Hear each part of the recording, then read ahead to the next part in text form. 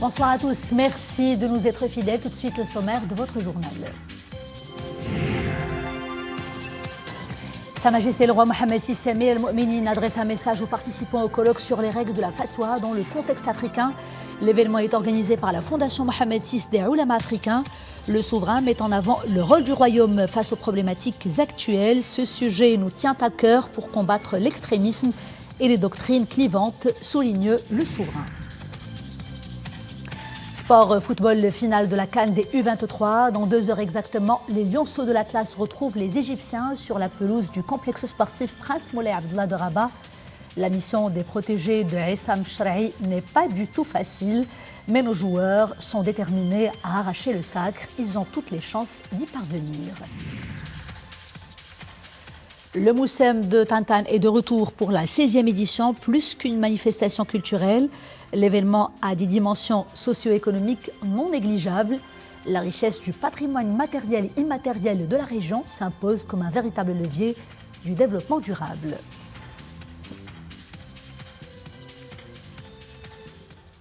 Bonsoir, je vous le disais en titre, les règles de la fatwa dans le contexte africain au centre d'un grand colloque dont les travaux ont démarré aujourd'hui à Marrakech. L'événement est organisé par la Fondation Mohammed VI des Ulama africains. Il est marqué par un message royal adressé aux participants et dont lecture a été donnée par le ministre des Habous et des Affaires islamiques, Ahmed Tawfiq. Dans son message, Sa Majesté le roi Mohammed VI Amir al-Mu'minin a notamment mis l'accent sur l'impérieuse nécessité de prévenir l'intégrisme et la division et sur l'importance aussi de la modération afin de faire face aux dogmes religieux des extrémismes et aux idéologies de l'enfermement et des doctrines clivantes également. Les développements tout de suite en compagnie de Missel El-Hamdaoui. Alhamdulillahi wahdah. Salatu wassalamu ala maulana rasulillahi wa alihi wa sahbihi. Dans son message, Sa Majesté le roi Amir al-Mu'minin souligne que les ulamas sont tenus d'avoir une présence bénéfique dans la vie des gens, en les initiant aux vertus de la modération et du juste milieu, et en s'opposant aux obscurantistes et aux extrémistes de tout poil qui s'évertuent à abuser les âmes candides.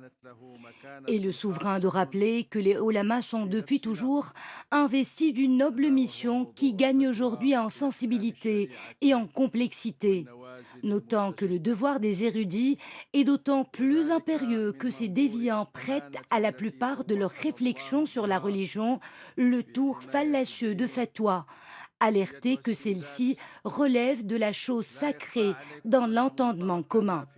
Le Maroc, compte tenu de cet état de choses et soucieux de protéger la religion, le Maroc a procédé à l'institutionnalisation de la pratique de la fatwa, devenue ainsi une compétence collégiale exercée par le Conseil supérieur des Ulama, précise Amir al-Mu'minin, rappelant que c'est à cette institution que les demandes de fatwa sont adressées pour statuer sur les questions de la vie courante nécessitant un avis religieux. Sa Majesté le roi affirme que c'est aux ulama, en revanche, qu'il incombe individuellement d'initier la communauté au reste des dispositions de la religion qui ne relèvent pas de la fatwa, tout en ajoutant que c'est la raison pour laquelle chaque pays africain se doit d'attribuer l'exercice de la fatwa à une institution collégiale composée de ulama, digne de foi, modérée et attachée aux principes intangibles et à la doctrine religieuse de leur pays. Le souverain ne manque pas de mettre en exergue l'importance pour les ulamas d'Afrique de s'engager dans des collaborations et des concertations périodiques afin de s'informer des nouvelles variantes de demandes et de formulation de fatwa. Amir al-Mu'minin indique également qu'il appartient aux ulamas africains chargés d'émettre des fatwas de développer plus de compétences et d'engager des échanges, notamment autour de la jurisprudence, de la réalité, fiqh al-waqi'. Ils sont aussi tenus de consigner les résultats de leurs recherches sur les différents supports électroniques disponibles dans l'intérêt bien compris de tous et pour une meilleure mise à niveau des auteurs de fatwa, poursuit Sa Majesté le roi.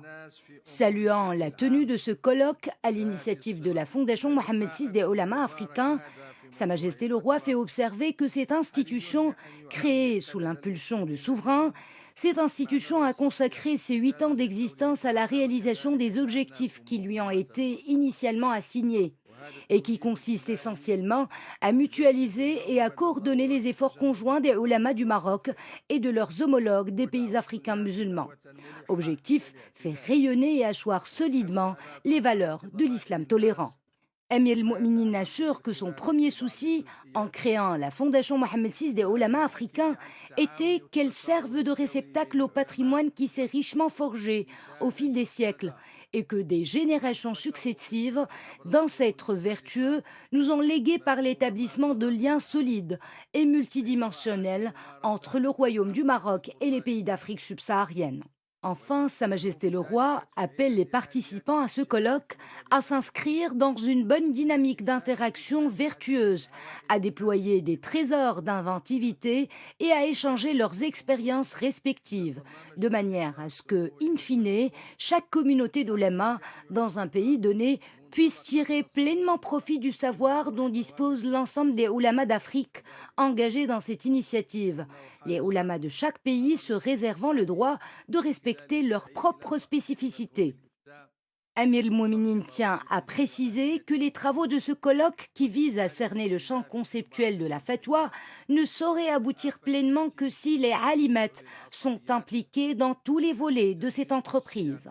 Car dans notre religion, la femme et l'homme sont égaux pour ce qui a trait aux prescriptions, écrit le souverain, soulignant que le Royaume du Maroc, se prévalant de ce postulat d'égalité, confie l'encadrement religieux des citoyens, hommes et femmes, à des alimates et à des morshidat.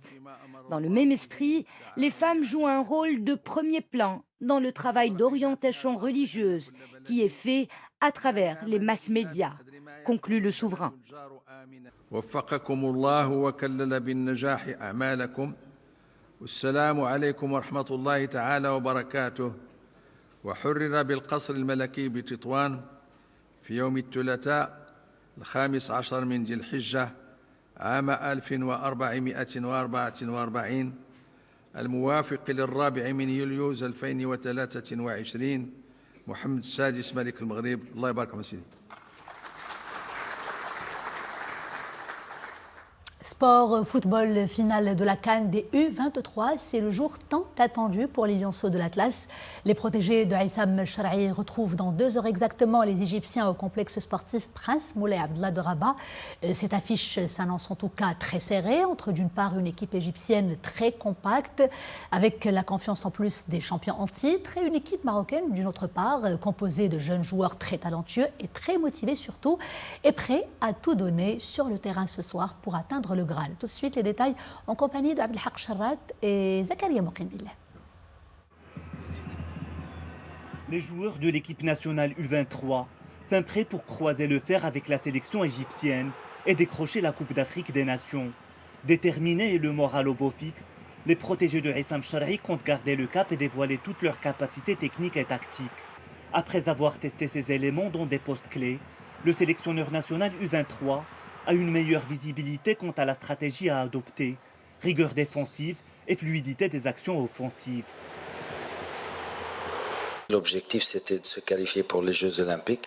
Alhamdoulilah, on l'a fait. Je félicite les joueurs et tout le monde qui a aidé pour se qualifier. Alors, il reste demain la finale chez nous, au Maroc. C'est pour ça que ça serait très important qu'on fait un bon match, qu'on donne tout. Inch'Allah, que le meilleur gagne. Les jeunes joueurs de la sélection nationale U23 se sont préparés à ces échéances continentales un an durant, avec plusieurs matchs amicaux et la participation de 45 joueurs pour retenir 26 joueurs actuels. Pour en témoigner, leur victoire remarquable au premier tour, 2-1 contre la Guinée, 5-0 contre le Ghana, 1-0 contre le Congo-Brazzaville, avant de remporter la demi-finale contre le Mali au tir au but 4-3. Les entraînements se déroulent bien. Nous nous sommes réunis pour analyser le jeu de l'équipe égyptienne et ses points faibles. Nous ferons tout pour que la victoire soit de notre côté.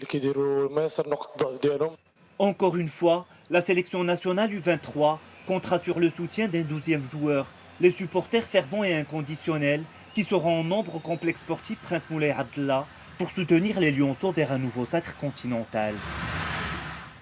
L'alerte météo toujours d'actualité. Demain dimanche, une nouvelle forte vague de chaleur, c'est cela, est prévue dans différentes provinces du royaume. Les températures vont aller jusqu'à 47 degrés. Ce temps caniculaire se poursuivra jusqu'à vendredi. Cela concerne notamment Ouazzane, Sidi Qassam, Guersif, Taourir, Meknes, Fez, Teza, Moulay Yacoub et Sidi Slimane. Attention donc au risque d'insolation et de déshydratation. N'oubliez pas de renforcer vos rapports hydriques et de bien vous couvrir la tête.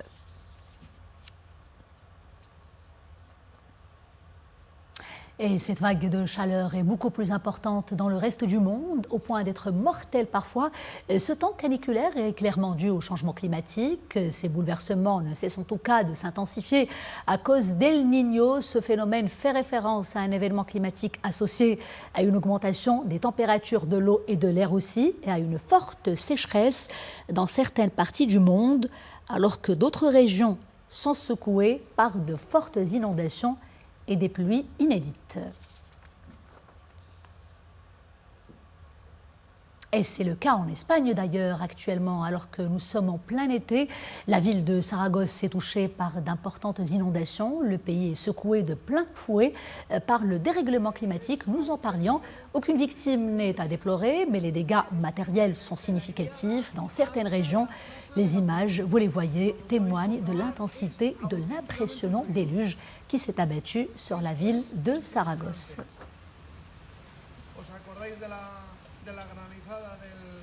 Et les changements climatiques n'épargnent pas non plus l'Amérique latine. Les effets sont cette fois-ci cruellement visibles sur les cétacés. Au Mexique, des baleines grises ont été filmées en train de s'approcher des bateaux touristiques pour solliciter l'aide des humains afin de se débarrasser des parasites observés sur leur tête.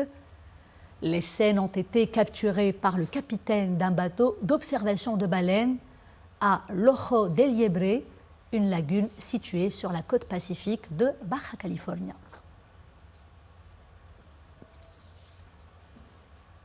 Des images qui ont fait le tour du monde.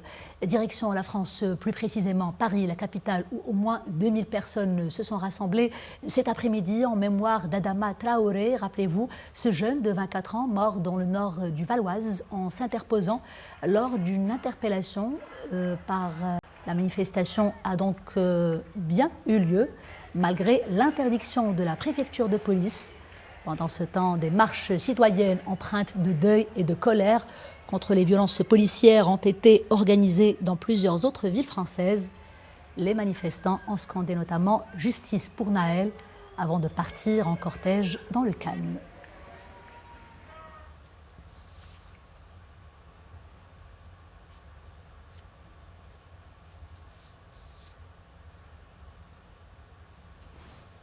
Retour chez nous et cap sur Tintin. Tintin qui retrouve après 3 ans d'arrêt son Moussem, son incontournable Moussem.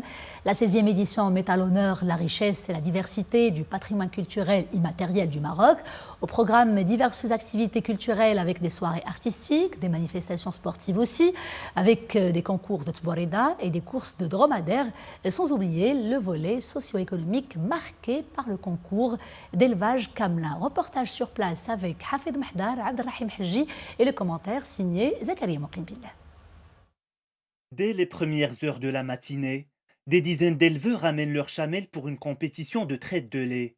L'idée est de concourir pour produire la plus grande quantité de lait par les meilleures chamelles productrices. Une belle manière pour le Moussem de Tintin de mettre en exergue une des composantes du patrimoine culturel sahraoui. La compétition comprend 3 rounds. Il y a près de 50 chamelles participantes. 30 d'entre elles seront primées. Il y a la traite du matin et celle de l'après-midi.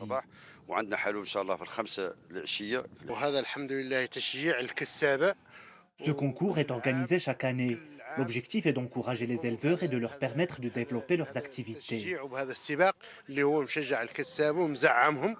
En plus du concours de traite de lait, d'autres activités liées à l'élevage camelin sont au rendez-vous, dont des courses de dromadaires. La 16e édition du Moussem de Tintin prévoit également diverses activités culturelles et socio-économiques, Tborida et des soirées musicales animées par des troupes nationales et internationales. Cette année encore, les Émirats arabes unis sont partenaires du festival.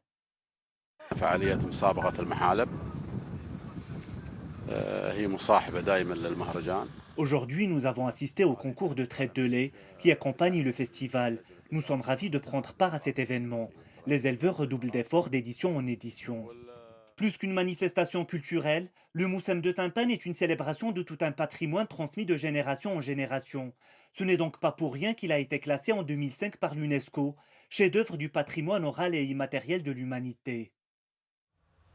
Et quittant le sud du Maroc, direction l'oriental, plus précisément Saïdia, la ville porte à merveille son appellation de perle bleue. Son sable fin et blanc et ses plages à perte de vue et aux eaux azur attirent chaque année des touristes du monde entier. Propreté, sécurité et des activités servant tous les goûts, des qualités exceptionnelles qui ont valu à ces plages le prestigieux label Pavillon Bleu. On voit tout cela dans ce reportage signé Rachid Latabi et Maria Aoued.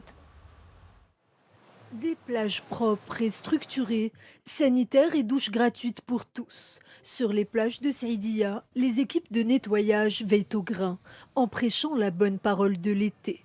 Nettoyer après soi pour veiller à préserver le rivage propre. Des petits gestes citoyens qui font la différence. J'ai choisi de passer mes vacances ici car les plages sont très propres et l'eau est limpide. Tout est parfaitement organisé, il y a des sanitaires et tout ce qu'il faut pour passer un bon moment. Je suis très heureux de retrouver les plages de mon enfance, aussi propres qu'il y a des décennies. Cela fait chaud au cœur. Il faut maintenant que chacun fasse son devoir de citoyen et qu'il trie ses ordures. Une fois la journée passée, c'est de cette façon que nos plages resteront toujours propres. Une restructuration des plages qui donne à Saïdia un nouveau visage, celui d'une station balnéaire qui n'a rien à envier aux plages européennes. Sur place, l'estivant trouve tout ce dont il a besoin, transat, parasol et sports nautiques, tout en sécurité. C'est la première fois que je visite Saïdia. La plage est tout simplement magnifique. Tout est propre et sécurisé. Il y a un passéo très agréable pour faire de petites balades. Je suis agréablement surprise. Nous avons structuré le bord de mer afin que les vacanciers puissent passer de bons moments. Il y a par exemple des passerelles pour accéder à la plage, des filets de protection pour les bateaux et les jet-skis et des équipes de nettoyage qui veillent à ce que tout reste propre. Avec ses kilomètres de sable et ses eaux translucides, la plage de Saïdia vient d'être labellisée Pavillon Bleu pour la saison estivale 2023. Et restons un peu dans l'ambiance du Grand Bleu et de la pureté de l'eau. C'est le thème en tout cas central des ateliers de peinture et d'écriture qui se déroulent actuellement à ciel ouvert à Asséla avec la participation d'une dizaine d'enfants. L'idée est de les pousser à se découvrir de nouveaux talents, mais aussi de les sensibiliser à l'importance de la protection de l'environnement et à l'amour des l'art. Retrouvons Maria Aoued cette fois-ci avec Saïd Najah.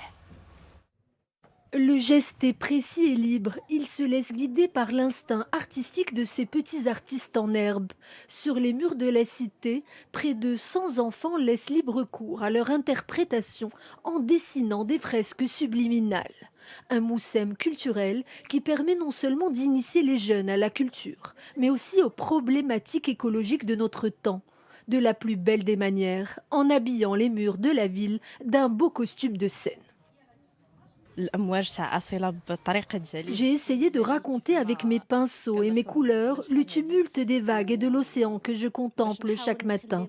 Je dessine depuis que je suis enfant, car je veux laisser une trace de mon passage sur Terre.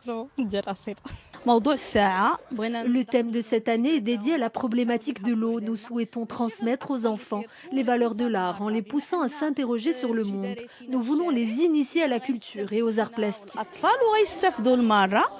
Un événement culturel fédérateur qui permet aussi aux artistes confirmés de venir s'exprimer sur les murs de la ville comme un exutoire éphémère.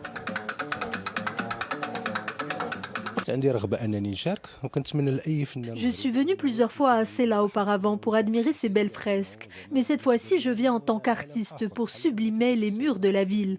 Lorsque je peins, je me sens dans un autre monde. C'est une expérience extraordinaire que je suis en train de vivre actuellement.